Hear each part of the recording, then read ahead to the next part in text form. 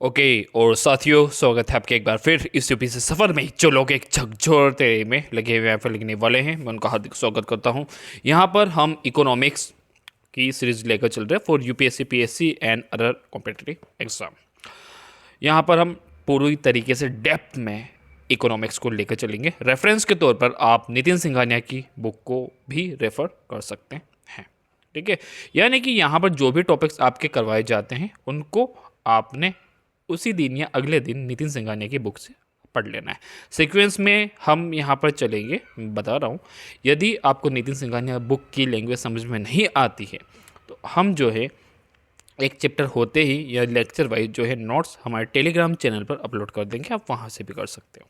Okay, तो last video में थोड़ा सा वीडियो एरर थी जिसमें वॉइस आ रही थी लेकिन डिस्प्ले नहीं हो रहा था। तो यहाँ पर वही है कि पिछली क्लास में जो भी हुआ था उसका थोड़ा सा ओवरव्यू हम देख लेंगे। हमने देखा था माइक्रो इकोनॉमिक्स और मैक्रो, ठीक है। माइक्रो आप मान सकते हो व्यक्ति से रिलेटेड जो जो भी इकोनॉमिक्स है, एक फैमिली को लेकर है, एक किसी कंपनी को लेकर है, एक किसी फर्म को लेकर है, इंडस्ट्री को लेकर है, वो सारा आपका माइक्रो इकोनॉमिक्स है, ठीक है। यदि परिवार पर इम्पेक्ट पड़ रहा है, किसी व्यक्ति पर जो इम्पेक्ट पड़ रहा है और कुछ इश्यूज़ कंपनी इंडस्ट्री में आ रहे हैं, ठीक है, जो भी आर्थिक क्रियाएं हो रही है, जो जो भी इकोनॉमिकली आपका इम्प्लीमेंटेशंस हो रहे हैं, उसका इन तीनों पर यदि इम्पेक्ट हो रहा है तो वो कहीं ना कहीं माइक्रो इकोनॉमिक्स कहलाएगी। लेकिन लेकिन लेकिन यदि पूरी चीज़ें, ठीक है, देश, सरकार और एक बड़े इंडस्ट्रियल एरिया को, ठीक है, इम्पैक्ट में लेती है, वहाँ पर इफ़ेक्ट डालती है, उसको प्रभावित करती है, पूरी सरकार को, पूरे देश को, पूरे उद्योग क्षेत्र को, तो वो आपका मैक्रो इकोनॉमिक्स है। यानी कि मैक्रो इकोनॉमिक्स आपका बड़ा होगा। थोड़ा सा आगे देखते हैं। यहाँ पर यदि हम माइक्रो इकोनॉमिक्स पढ़ते हैं तो हम देखते हैं कि डिमांड क्या है, ठीक है। ऑफकोर्स की बात है कि एक परिवार चल रहा है तो वहाँ पर हम देखेंगे कि डिमांड क्या है। डिमांड, ठीक है, डिमांड जैसे कि राशन लाना है ना, बच्चों को स्कूल भेजना, ये क्या है? डिमांड, ठीक है। सप्लाई क्या है? Price determinations, consumer behaviour, cost of productions. वहीं पर ये कंपनी को लेकर भी है, ठीक है। वहीं पर पूरे देश की यदि हम बात करते हैं इकोनॉमिक्स की, उसको बोलते हैं मैक्रो, है ना। तो यहाँ पर हम इन्फ्लेशंस देखते हैं, मुद्रास्फीति, अनएम्प्लॉयमेंट देखते हैं, बेरोजगारी, फिजिकल एंड मॉनेटरी पॉलिसी हम देखते हैं। इन सभी टर्म्स को लेकर हम आगे चर्चा करेंगे, ठीक है। ओके, दोनों के ऑब्जेक्टिव क्या है? वैसे दोनों के ऑब्जेक्टिव हम देखें तो इकोनॉमिक्स को समझना है, लेकिन चूंकि दोनों अलग अलग है तो माइक्रो में यदि जो आपके रिसोर्सेस है उनका ठीक तरीके से उपयोग होगा तो आपकी माइक्रो इकोनॉमिक्स मजबूत होगी, ठीक है। और यदि वो मजबूत होगी तो देश की अर्थव्यवस्था जो है, जो देश की इकोनॉमिक्स है, वो थोड़ी सी स्टेबल रहेगी, ग्रोथ होगा। तो मैक्रो का जो ऑब्जेक्टिव है वो ये है कि स्टेबिलिटी बनी रहे, ग्रोथ हो, और माइक्रो का ये है कि रिसोर्सेस का ठीक तरीके से उनका जो इफ़िशियंसी के साथ में यूज़ हो। नाउ यदि आगे हम देखें, इसको दो लाइन में हमें समझना है तो आप देख सकते हैं, जब व्यक्ति और फर्म सही निर्णय लेते हैं तो वो माइक्रो इकोनॉमी है। लेकिन जब बड़े लेवल पर जो है डिसीजन लिए जाते हैं इकोनॉमिक्स को लेकर, वो आपकी पूरी अर्थव्यवस्था होगी। क्लियर? तो यहाँ पर हमने 4 मिनट में कंप्लीट कर ली है पिछली क्लास को। ओके, नाउ यहाँ पर आज हम देखेंगे सेक्टर ऑफ इकोनॉमिक्स, ठीक है। 25 से 30 मिनट का ये लेक्चर जाएगा, इससे बड़ा नहीं होगा, ठीक है। तो फटाफट देख लेते हैं। देखिए, जरा सोचिए कि एक किसान खेत में धान उगा रहा है, ठीक है। धान मतलब आप चावल ले सकते हो। एक मजदूर फैक्ट्री में चावल का पैकेट बना रहा है ना। किसान चावल उगा रहा है, वहीं पर एक जो मजदूर है वो फैक्ट्री में चावल के पैकेट बना रहा है, और फिर एक दुकानदार वही पैकेट को ग्राहक को बेच रहा है। तीनों काम अलग अलग हो रहे हैं। यहां पर थोड़ा सा सोचिएगा कि जो चावल है, चावल हम खा रहे हैं, कहाँ से लाए? हम दुकानदार से लाए। दुकानदार तक वो कहाँ से पहुंचा है? एक फैक्ट्री में उसको पैक किया गया है। फैक्ट्री में वो चावल कहाँ से आए? जो किसान ने उगाए हैं। तो 3 तरीके से, यानी 3 एरिया से होकर वो चावल हम तक पहुँचे। पहला एक वो जिसने चावल को बनाया, दूसरा जिसने चावल को पैकेट में जो है पैक किया, और तीसरा जो उन पैकेट्स को बेचता है। ठीक है, और तीनों पैसा कमा रहा है। देखो, किसान से चावल खरीदेगी कोई भी कंपनी, कोई भी फैक्ट्री, ठीक है। मान लेते हैं कि एक कुछ भी ABC कंपनी है जो चावल के पैकेट बेचती है, तो वो किसान से खरीदेगी। मान लो 50 रुपये में चावल खरीदे, ठीक है, वो उसको पैकेट में ठीक से पैक करके और 60 रुपये में बेच देगी। तो 10 रुपये का फ़ायदा हुआ किसको? कंपनी को। 50 रुपये मिले किसान को। अब वो 60 रुपये के चावल दुकानदार को ये बेचेंगे 70 में, तो दुकानदार हमें बेचेगा 80 में, तो दुकानदार को भी 10 रुपये मिले। ओके, तो इस तरीके से हम देखें तो सभी को कहीं ना कहीं पैसे मिल रहे हैं, सभी पैसे कमा रहे हैं, तीनों काम कर रहे हैं। लेकिन क्या तीनों का काम एक जैसा है? नहीं। तो तीनों का जो यहाँ पर कहें कि कंट्रीब्यूट जो तीनों ने किया है वो इकोनॉमी को लेकर किया है, ठीक है। तो इकोनॉमी में तीनों का कंट्रीब्यूशंस अलग अलग है। तो यही अंतर हमें समझाएगा सेक्टर। यहीं से सेक्टर शुरू होते हैं। कैसे? जैसे प्राइमरी सेक्टर यानी प्राथमिक क्षेत्र जो आपके किसान का है, सेकेंडरी सेक्टर जो कंपनी का है, एंड जो है टेरिटरी सेक्टर, ठीक है, वो है आपका तृतीयक क्षेत्र। ये क्या होगा? ये आपका होगा तृतीयक क्षेत्र, ठीक है। ये दुकानदार वाला। क्लियर? तो प्राइमरी, सेकेंडरी और तृतीयक क्षेत्र, ठीक है, ये आपके यहाँ पर हमें देखने को मिलते 3 सेक्टर्स। क्यों जरूरी है? देखो, टॉपिक तो आपने समझ लिया, लेकिन क्यों हम पढ़ क्यों रहे हैं?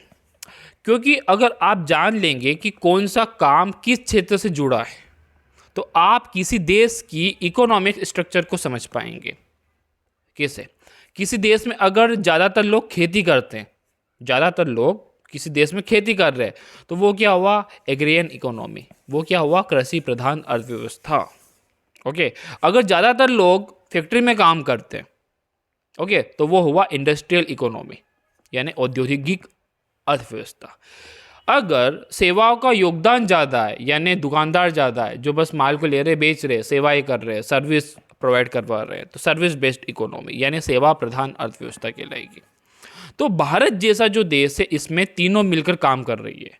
यहाँ पर जो है कृषि प्रधान भी है यानी एग्रियन भी है इकोनॉमी, यानी यहाँ पर अच्छी मात्रा में जो है किसान लोग हैं, यहाँ पर अच्छी मात्रा में फैक्ट्रियाँ भी हैं, यहाँ पर अच्छी मात्रा में जो है सर्विस भी दी जा रही है। तो तीनों मिलकर हमारी GDP को बनाते हैं। ओके, हाँ, हमारे लिए रोजगार बनाते हैं, हमारे लिए प्रोडक्शन जो है तैयार करते हैं। तो GDP हुई, एम्प्लॉयमेंट हुआ, प्रोडक्शंस हुआ, उसका यदि बेस है तो ये तीनों क्षेत्र है, ठीक है। यदि तीनों में से तीनों क्षेत्र काम नहीं करेंगे, तीनों सेक्टर्स काम नहीं करेंगे, तो GDP कुछ नहीं रहेगी, एम्प्लॉयमेंट कुछ नहीं रहेगा, प्रोडक्शन कुछ भी नहीं होगा। आई होप कि आप समझ गए होंगे। तो 3 सेक्टर्स होते हैं, ठीक है, प्रोडक्शंस के। कौन कौन से? इकोनॉमी के भी 3 सेक्टर आप बोल सकते हो, इकोनॉमी के सेक्टर, ठीक है। पहला आपका हो गया प्राइमरी, दूसरा, ठीक है, सेकेंडरी, और तीसरा तृतीयक टेरिटरी, ठीक है। और तीनों सेक्टर्स क्या होते हैं? एक होता है एग्रियन, दूसरा होता है इंडस्ट्रियल, और तीसरा होता है third service based economy. I hope कि आपको समझ में आया होगा, ठीक है। तो थोड़ा सा और हम इसको प्रैक्टिकली समझते हैं। मान लीजिए आप खेत में गेहूं उगाते हो, या फिर आप समुद्र किनारे, नदी किनारे रहते हो तो नदी में मछली पकड़ते हैं, जंगल के आसपास रहते हो तो जंगल से लकड़ी काटते हैं। ये सब क्या है? ये सब है नेचुरल रिसोर्सेस, ठीक है, यानी प्राइमरी सेक्टर यानी रॉ मटेरियल, ठीक है, जो सीधे हमें कहाँ से प्राप्त हो रहा है, कहाँ से मिल रहा है? प्रकृति से मिल रहा है। क्लियर? जैसे आप देख सकते हो एग्रीकल्चर में जो भी है आप प्रकृति से ही लेते हो, एनिमल, ठीक है, और आपका मत्स्य पालन, फिशिंग, और फॉरेस्ट्री एंड माइनिंग, ये सब हमें नेचर दे रही है, पृथ्वी हमें दे रही है। क्लियर? तो ये सारा जो इससे जुड़ा जो भी काम है डायरेक्टली जो हम कर रहे हैं वो आपका प्राइमरी सेक्टर होगा। अब आते हैं डेफिनेशंस पर, ठीक है। तो वे गतिविधियां, वे एक्टिविटी जिनमें नेचुरल रिसोर्सेस, प्राकृतिक संसाधनों से सीधे वस्तुएं या सेवाएं प्राप्त की जाती है, सीधे आप प्रकृति से चीज़ें ले रहे हो, तो वो आपका प्राथमिक क्षेत्र है, प्राइमरी सेक्टर है, ठीक है। इसका यदि हम इंपॉर्टेंस देखें, यह किसी भी अर्थव्यवस्था की फाउंडेशन है, ठीक है, क्योंकि जब आपके पास रिसोर्सेस है ही नहीं, केवल आप जो है फैक्ट्रियों में प्रोडक्ट बना रहे हैं, तो आपने रॉ मटेरियल के लिए किसी दूसरे देश पर डिपेंड होना पड़ेगा, और वो देश आपको जो चीज़ें देगा वो महंगी देगा, तो आप का जो प्रोडक्ट बनेगा वो भी महंगा। यदि आप देश से लोगे 50 रुपए की और आपका उसमें फैक्ट्री में 10 रुपए का खर्चा और हुआ और चावल का पैकेट तैयार हो गया तो 60 रुपए का, लेकिन बाहर से आप मंगवाओगे 100 रुपए का मिल रहा है, फिर आप यहाँ पर बना रहे 110, तो 50 रुपए किसके पास गए? विदेशों के पास में, देश के पास पैसा नहीं आया वो। ठीक है, तो ये जो है सबसे मजबूत नींव आपकी होनी चाहिए, फाउंडेशंस है प्राइमरी सेक्टर। भारत जैसे विकासशील देशों में यह सबसे अधिक रोजगार देने वाला क्षेत्र है, कृषि आधारित उद्योग। ओके, तो एग्रीकल्चर इंडस्ट्री में यदि हम देखिए, कपड़ा हो गया आपका चीनी हो गया, खाद्य प्रसंस्करण हो गया, ठीक है, फूड का, तो ये सब इसी पर डिपेंड करते हैं। कृषि आधारित उद्योग क्या है, ठीक है, इसी पर प्राइमरी सेक्टर पर ही डिपेंड करते हैं। यदि आपको कृषि करना या जो भी ऊपर मैंने एग्जांपल दिए थे यहाँ पर, ठीक है, ये सारे आपके प्राइमरी सेक्टर ही है। सेकेंडरी की यदि हम बात करें यहाँ पर द्वितीय क्षेत्र की, तो अब सोचिए किसान ने गेहूं तो उगा लिया है, लेकिन अगर उस गेहूं से आटा बनाकर लोग एक पैकेट में बेच रहे हैं, ब्रेड बनाकर एक पैकेट बना रहे हैं, ठीक है, बिस्किट का पैकेट बना रहे हैं, तो ये रॉ मटेरियल से न्यू प्रोडक्ट बना रहे हैं, नया उत्पाद बना रहे हैं। ओके, तो ये क्या हुआ? सेकेंडरी सेक्टर, जहां पर वो जो रॉ मटेरियल जो प्राइमरी सेक्टर ने हमको दिया है, अब सेकेंडरी सेक्टर क्या करेगा? उससे कुछ नई चीज बना देगा, कुछ न्यू प्रोडक्ट बना देगा, कुछ नया उत्पाद बना देगा। समझ में आया? ठीक है, उत्पादन मतलब बनाना, उत्पाद मतलब जो बना है। ओके, मान लो कि आपने गेहूं उगाया, तो गेहूं का क्या हुआ? उत्पादन, तो गेहूं क्या हो गया? उत्पाद। बात समझ में आ गई? आप रोटियां बना रहे हो, तो रोटियों का क्या हुआ? उत्पादन, रोटी क्या हो गई? उत्पाद।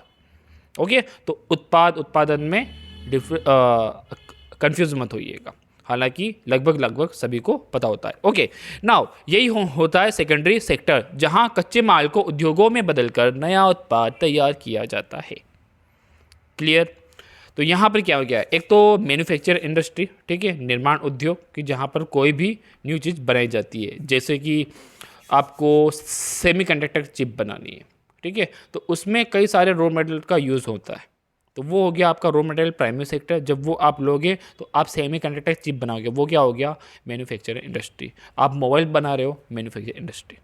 ओके, निर्माण कार्य, कंस्ट्रक्शंस, ठीक है, आप ईंटों को ला रहे हो, ईंटों से घर बना रहे हो, क्या हो गया? कंस्ट्रक्शंस, ठीक है, बिजली उत्पादन, इलेक्ट्रिशियन जनरेशन, ठीक है, ये सारे जो आपके होंगे ये सेकेंडरी सेक्टर होंगे। अब इसके बेस पर हम जो है डेफिनेशन देखें, तो वो एरिया जो प्राइमरी सेक्टर से जो हमें मिल रहा है रॉ मटेरियल, उससे प्रोसेस करके नई चीज़ें बना रहे, न्यू प्रोडक्ट बना रहे, प्राइमरी सेक्टर से रॉ मटेरियल लेकर न्यू प्रोडक्ट को बनाने वाला जो एरिया है उसको सेकेंडरी सेक्टर कहते हैं।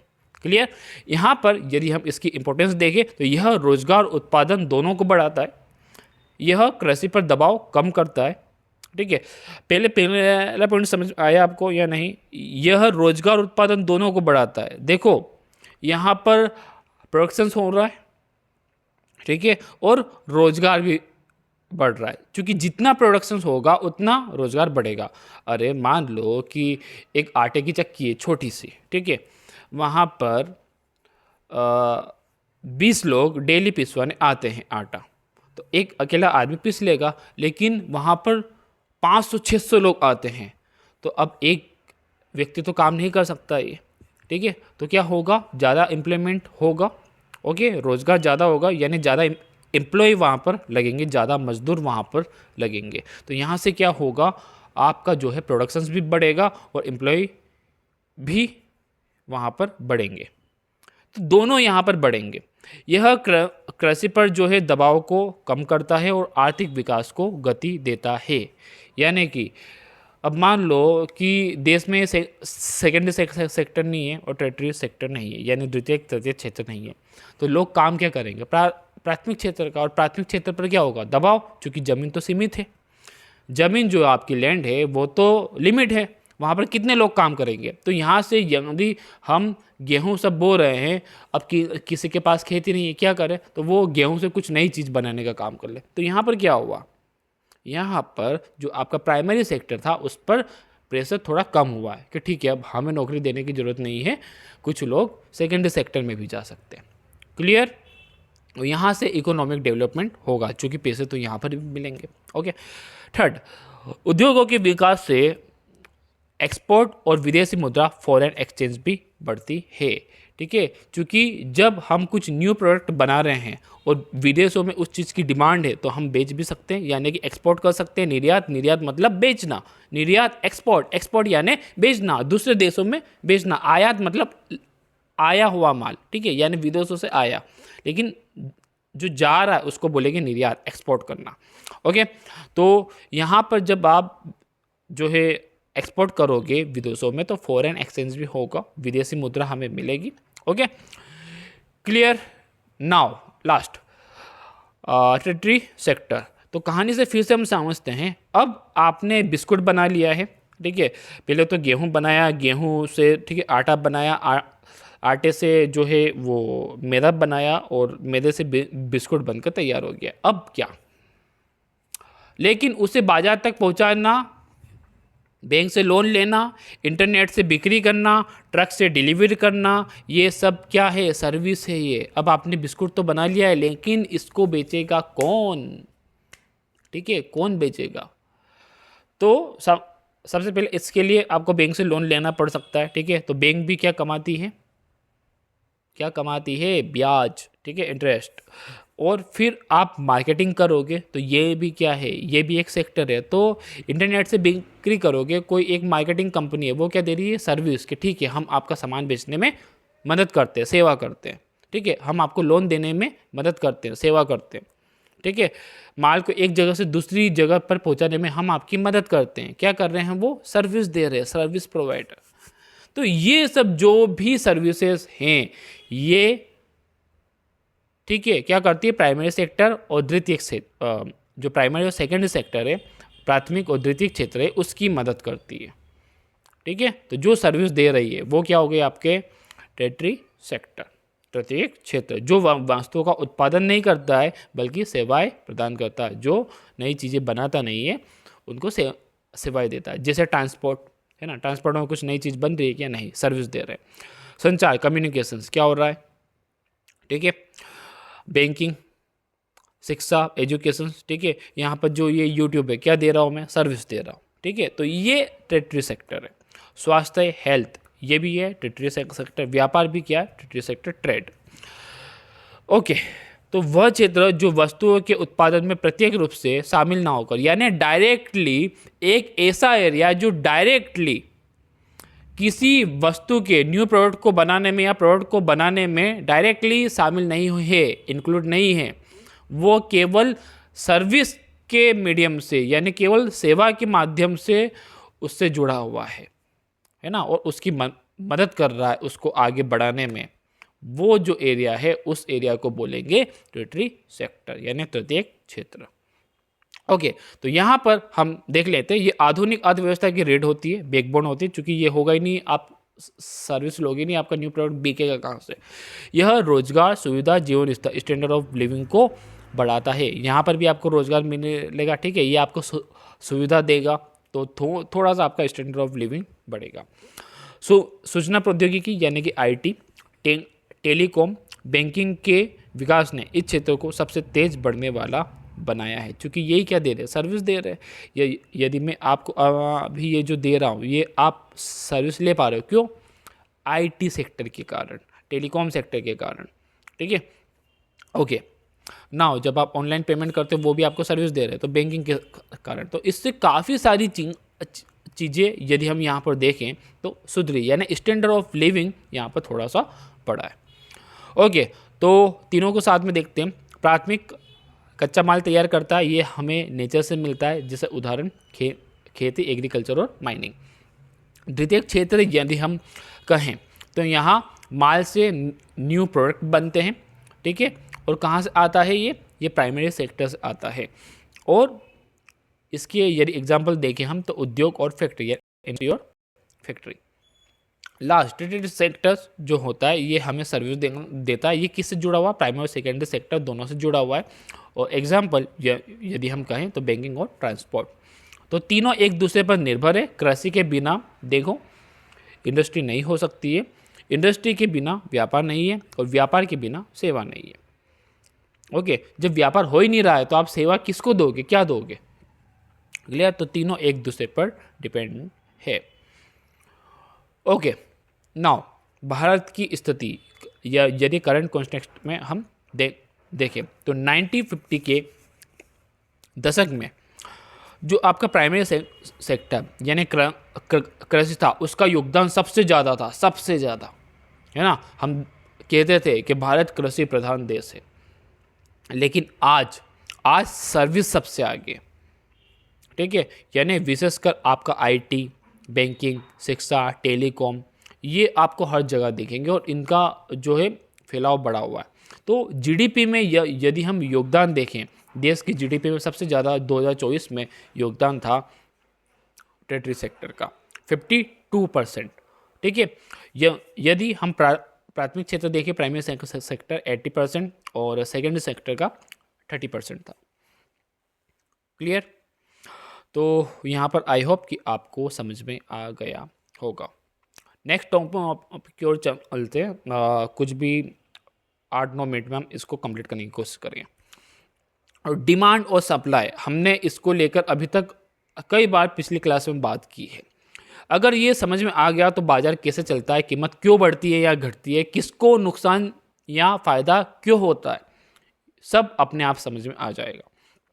तो ज़रा सोचिए कि पेट्रोल की कीमत बढ़ जाए तो कैब का किराया क्यों बढ़ जाता है? क्योंकि पेट्रोल की कीमत बढ़ रही है। तो अब कैब का किराया भी तो ज़्यादा लगेगा ना।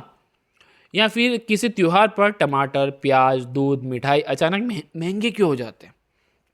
क्या ये किसी जादू से होता है? नहीं। इसके पीछे एक बहुत ही खूबसूरत आर्थिक रिश्ता है। कौन कौन सा? मांग और आपूर्ति का संतुलन, यानी डिमांड सप्लाई बैलेंस। क्या है देखते हैं हम। ओके, तो यहाँ पर मान लीजिए गर्मियों में क्या चलता है? कूलर और आइसक्रीम की बहुत डिमांड होती है। कूलर ज़्यादा चलेगा चूँकि गर्मी लग रही है, और आइसक्रीम की डिमांड होगी चूँकि गर्मी लग रही है। हर कोई ठंडक चाहता है, तो लोग ज़्यादा खरीदते हैं। लोग अब ज़्यादा खरीदेंगे चूँकि ज़्यादा डिमांड है।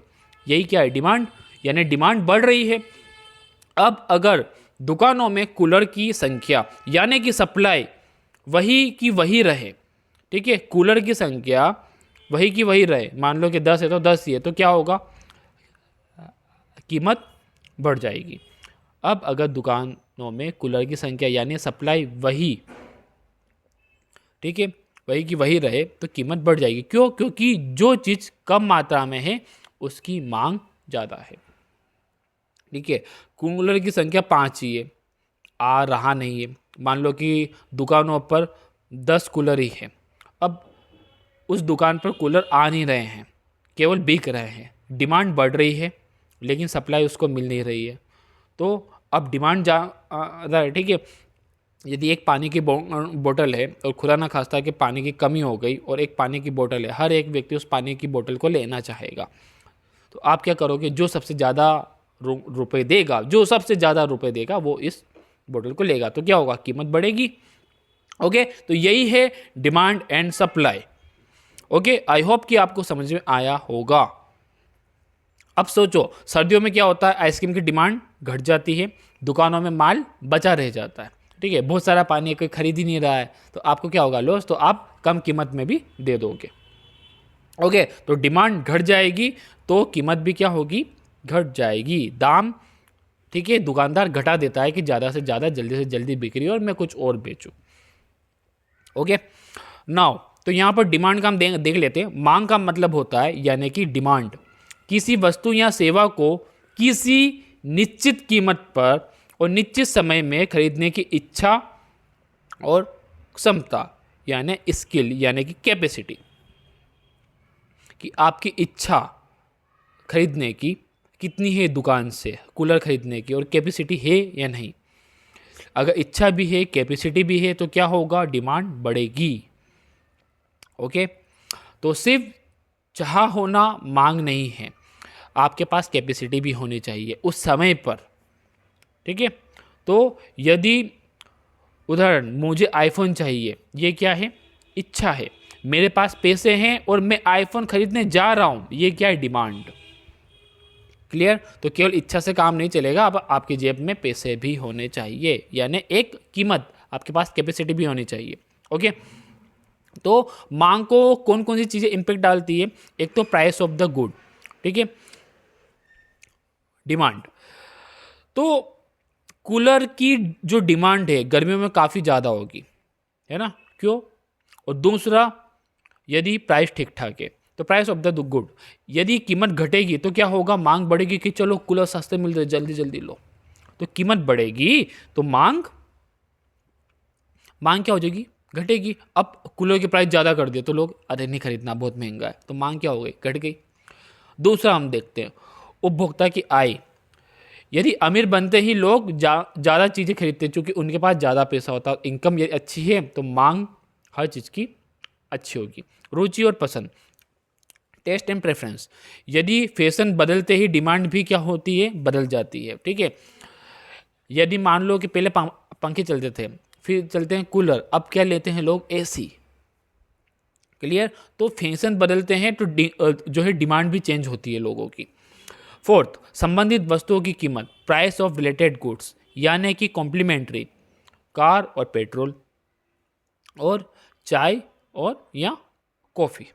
ठीक है, अब यदि मैं आपको कहूँ कि आप यदि कार लोगे तो आपको पेट्रोल भी लेना पड़ेगा, तो यहाँ पर भी लोग सोचेंगे कि डिमांड क्या है। ठीक है, तो ये क्या हो गया, कॉम्प्लीमेंट्री हो गया। ठीक है, लेकिन प्रतिस्थापिक वस्तु है, सब्स्टिट्यूट, यानी चाय लो या कॉफ़ी लो, दोनों में से एक चीज़ लोगे, तो ये भी क्या है। ठीक है, कि यदि आप देख रहे हो कि चाय सस्ती तो चाय लोगे, कॉफ़ी सस्ती तो कॉफ़ी लोगे, लेकिन कार और पेट्रोल में क्या देखोगे, यदि पेट्रोल महंगा है तो आप कार अभी नहीं खरीदोगे, हो सकता है। ओके, और कार यदि महंगी हुई तो आप कार खरीदोगे नहीं, तो पेट्रोल कौन खरीदेगा। ओके, तो जब दो वस्तुओं की कीमत एक दूसरे पर डिपेंडेंट है ना, यदि एक नहीं खरीदोगे तो दूसरा को भी कोई नहीं खरीदेगा, कार नहीं खरीदोगे तो पेट्रोल का क्या करोगे, पेट्रोल की भी डिमांड घट जाएगी, इसको बोलते हैं कॉम्प्लीमेंट्री।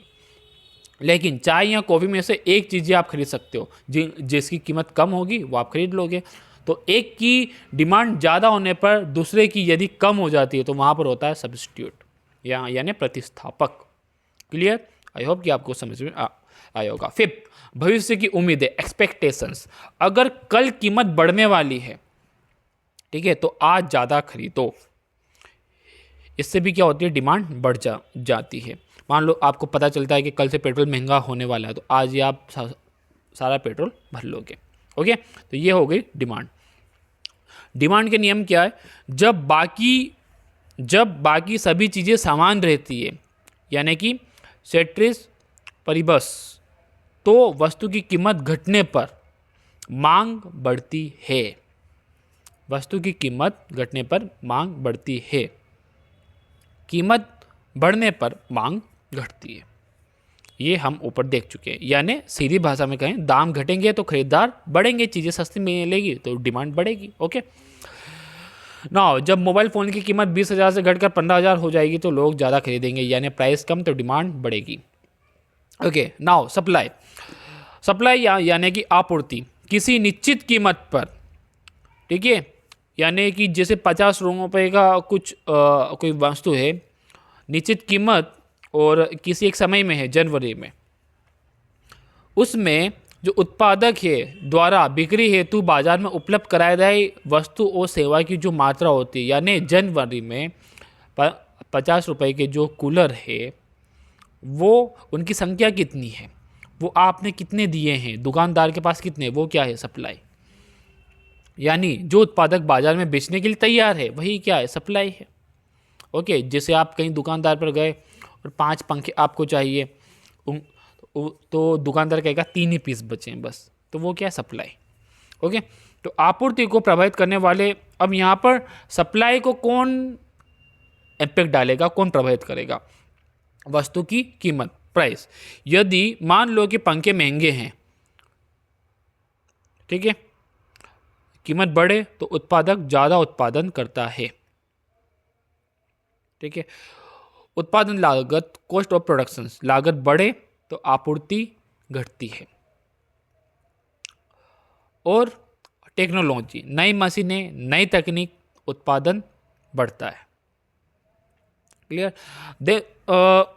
देखो यहाँ पर उत्पादन का मतलब है प्रोडक्ट बनाना, ठीक है, प्रोडक्ट बनाना।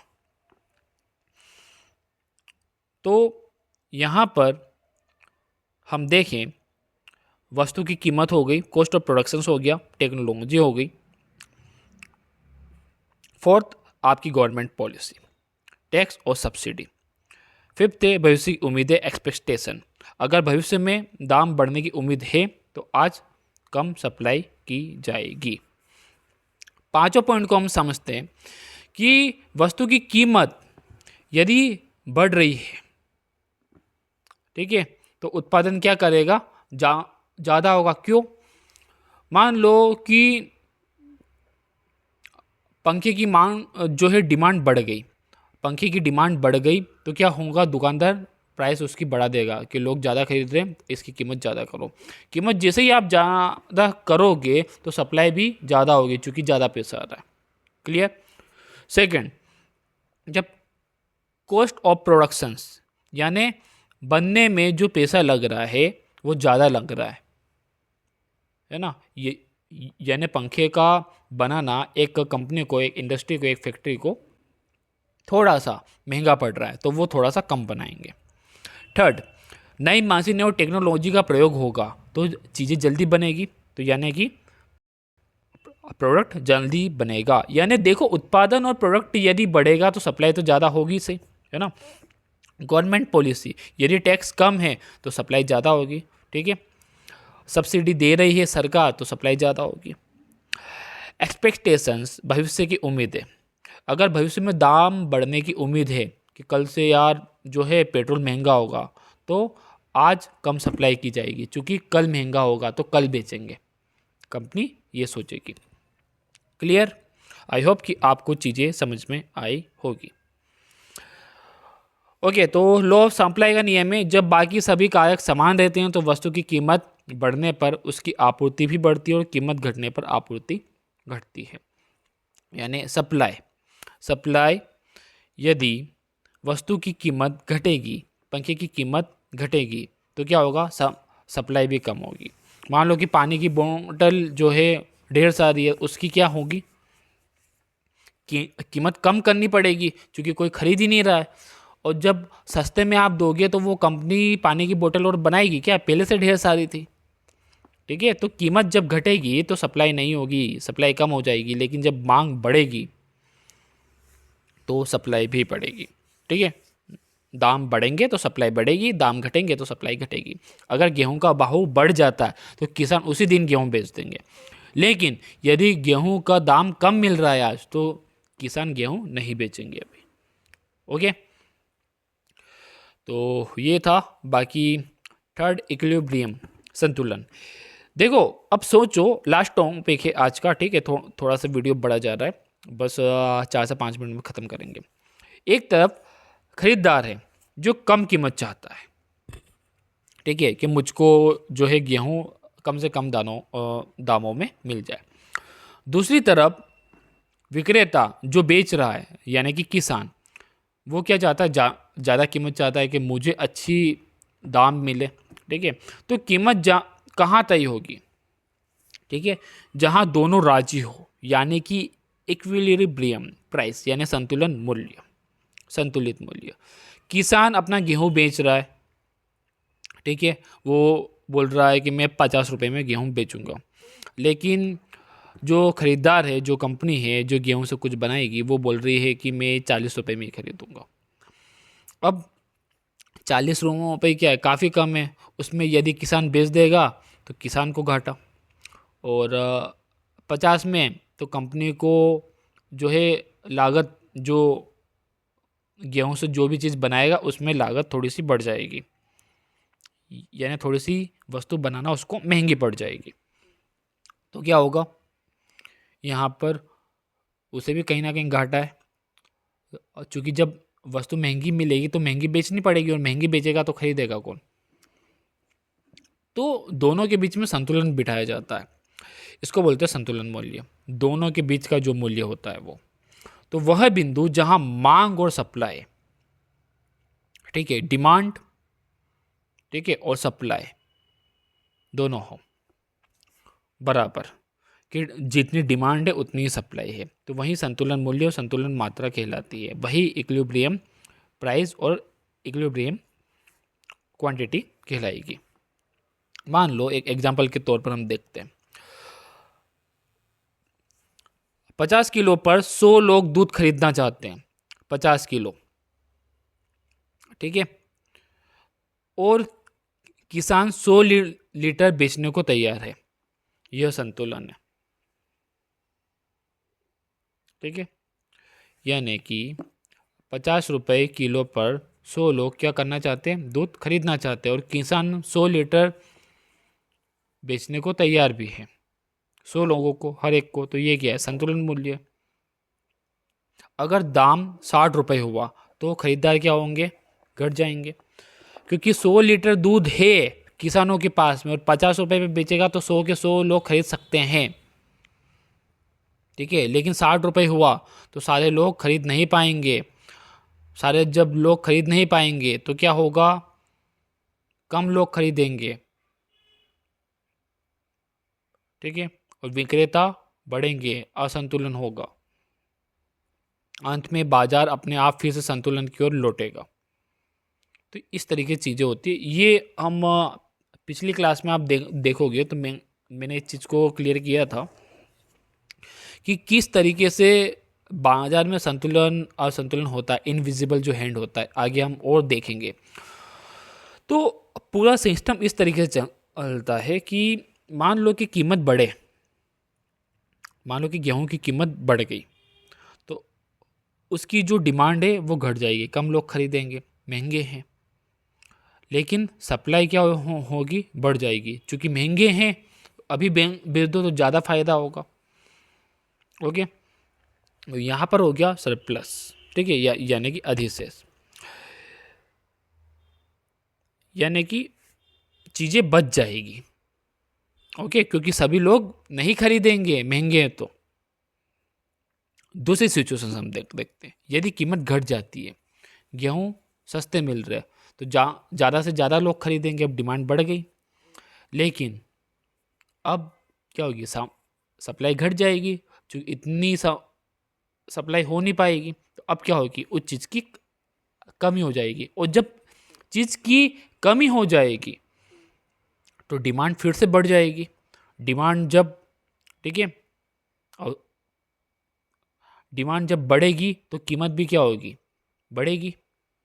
और जब वापस से कीमत बढ़ेगी तो वापस से पहली वाली स्थिति में हम आ जाएंगे कि कीमत बढ़ी, मांग घटी और आपूर्ति बढ़ी। तो ये जो चक्र चलता रहेगा, यानी अपने आप संतुलन हो जाता है। तो डिमांड और सप्लाई का जो हम देखें तो दोनों इस तरीके से बैलेंस होती है। क्लियर?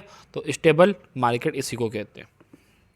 आई होप कि आपको समझ में आया होगा। तो कंक्लूजन, मांग और डिमांड और सप्लाई को समझना सिर्फ यूपीएससी के लिए नहीं बल्कि जीवन के आर्थिक निर्णय में काम आता है। आई होप कि आपको समझ आया होगा। अब आपको यहाँ पर देखना है कि सैलरी क्यों बढ़ती है, मकान की कीमतें क्यों गिरती है, सब्जियाँ अचानक महंगी क्यों हो जाती है। अगर हर जगह डिमांड और सप्लाई का ही खेल चलता है, तो अगर ये समझ लिया तो इकोनॉमिक्स अब कभी बोरिंग नहीं लगेगी। ओके, तो आज के लिए इतना ही, यही था। एक ज़बरदस्त तरीके से लगे रहिए। बाकी ये हमारा टेलीग्राम चैनल है, यहाँ पर आपको ये नोट्स मिल जाएंगे। ठीक है, तो मिलते हैं कल। Thank you, thanks lot.